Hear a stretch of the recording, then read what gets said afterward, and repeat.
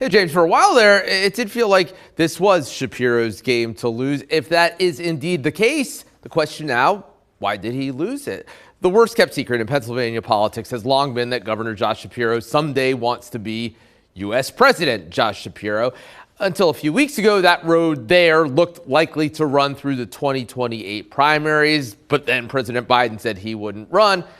Vice President Kamala Harris became the presumptive nominee, and although she had plenty of viable choices, the simplest math of all seemed to be you've got a highly popular governor of the swing state with more electoral votes than any other. Instead, as we all know, another governor, Governor Tim Walz.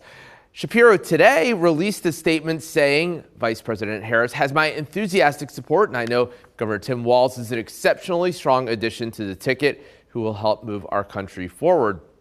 Lieutenant Governor Austin Davis, who stood to become governor had Harris picked Shapiro, says the governor and I are going to keep focusing on getting stuff done for the good people of Pennsylvania, and we are going to hit the campaign trail to ensure Kamala Harris is victorious in our must-win state. PA's status as more or less a must-win state is the primary reason why Shapiro had been on Kamala Harris's short list.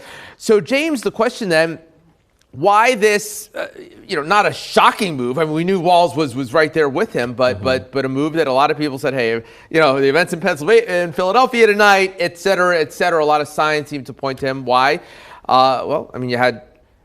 You had Senator Fetterman, people we saw reportedly a few days ago saying things about Governor Josh Shapiro. It may just be that she decided this was the safest pick. If that's the case, then, was she overcorrecting or not? We'll have to see.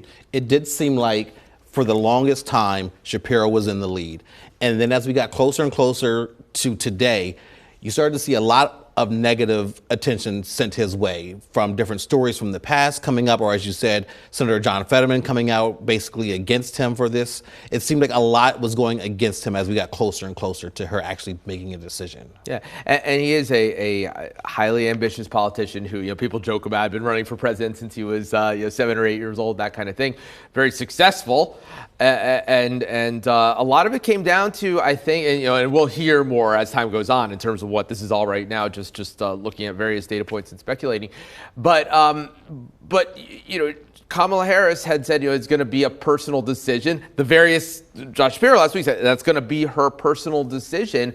And we were talking in the newsroom last week about how, hey, looks to be pointing in his direction, but she is going through a real process.